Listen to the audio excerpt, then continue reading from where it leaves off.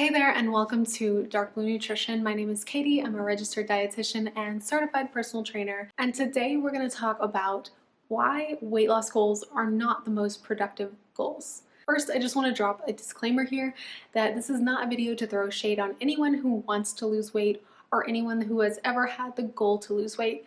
It is perfectly okay to have whatever goals are meaningful to you, but hopefully by the end of this video, I'm going to convince you that having goals that are based around habits are actually a lot more productive for you to actually reach your nutrition and fitness goals than just focusing on weight loss alone. Just trust me on this one, and I promise by the end of the video, you'll be reaching your goals in a realistic and sustainable way. So before we dive into the tips and strategies for this video, which I promise there are some good ones, I want to talk with you about why weight loss goals are so attractive. Today, we're going to focus in on more of the habit and goal setting side of things. We can definitely chat more about the philosophical side of things in a different video if that's something that interests you. But why is weight loss such a popular goal to have beyond the obvious reasons? The reason is because it's tangible, it's a number, and I think it's just one of those things where it's so easy to monitor, but it's really hard to control it. It can feel satisfying and even just simple and easy to step on a scale and say, this number determines my health status. This number determines my worth. This number determines if I'm doing well or if I'm doing poorly. But the problem with this strategy is that weight is not the only measurement of health. I know that makes this more nuanced and complicated, but I promise that's a good thing. Weight is also not a habit. It's really hard to say and stick to, my goal is to lose 10 pounds because there's no strategic plan behind that. There's no how-to guide of how to get to that health goal. And when you say, I want to lose 10 pounds or 20 pounds or 50 pounds or whatever it is, what I'm going to ask as a dietitian is, what is the meaning behind that goal?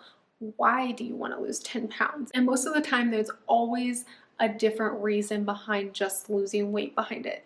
So for example, you want to feel more energized, you want to feel more confident, you want to feel like you have the ability to do the things that you love, and maybe the weight means you can't do that, or maybe you feel limited by X or Y or Z. Everyone's reasoning is different, and there's definitely no shame or guilt, at least coming from me, associated with wanting to change your physique. But it's really important to know the why behind it so you can deconstruct it. The other issue with this is that you can be at a healthy weight according to the BMI scale, which is inherently flawed, and actually be unhealthy. You can be at a healthy weight with an eating disorder. You can be considered overweight by the BMI scale, again, inherently flawed, and actually be healthy. My point here is that weight is definitely not the only thing to consider, because your weight alone doesn't determine whether or not you are a healthy person eating a nutritionally balanced diet.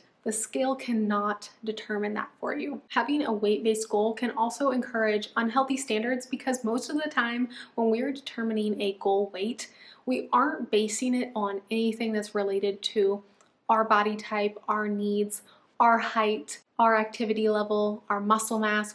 We are determining it strictly just arbitrarily. I know in the past, when I was a teen, when I was young, I would see a celebrity's weight online, or I would even, unfortunately, I would look these things up and have that be my goal weight, because I thought if I was that weight, I would look closer to what they looked like. And that is just a very, very bad way of determining what your weight should be. And most of the time, not saying that's everyone's reason for being a certain weight, but most of the time we set ourselves really unhealthy standards and set them based on things like what we weighed in high school or what our favorite celebrity weighs, etc., etc. And that's just not the most productive thing for us. It can lead to this very rigid view of what health looks like, and it can even force us to set goals that aren't even realistic or healthy for our own body. So what is a more productive way to set goals if weight alone is not a good one? Well, I have answers, don't worry. The most productive thing that you can do for your health and nutrition without focusing on weight loss goals is to focus on things that are actually tangible, that you can measure, that you have control over. You could argue we have some level of control over our weight, but really what we have the most control over is our habits. So habits are the thing that we have control over day to day, and that can determine our health status and our quality of life. This can look something like, I want to make a smoothie 4 times per week, or I want to have 3 to 4 servings of fruit per day. I want to meal prep 2 times per week, or I want to work out 4 times per week, 3 of those being strength training and 1 being yoga. If you notice, all of these are specific goals, and I do have other videos on how to set a SMART goal, which is specific, measurable, attainable, realistic, and time-bound, and that can help you shape your goals into something that is very structured and something that is able to be measured. The most important thing is that you are able to measure when it is successfully done. So don't just say, I want to work out more. Don't just say, I want to eat more smoothies. Say, I'm gonna have this many smoothies and I'm gonna work out this many times per week, and maybe even get into the details of like how you're gonna do that, where you're gonna do it, if you're gonna do it at the gym or at home, stuff like that.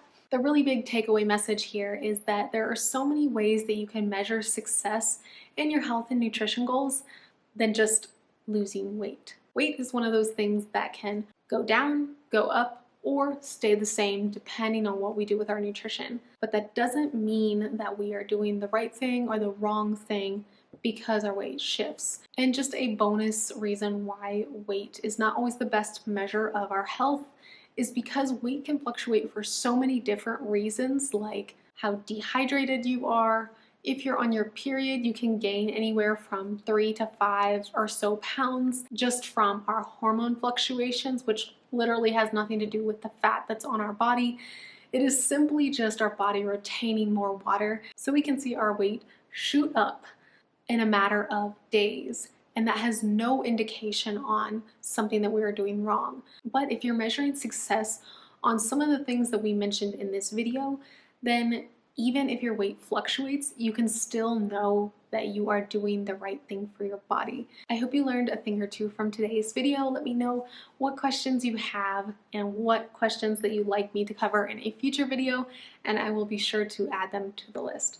Thanks so much for hanging out with me today, and I will see you in the next video. Bye, guys.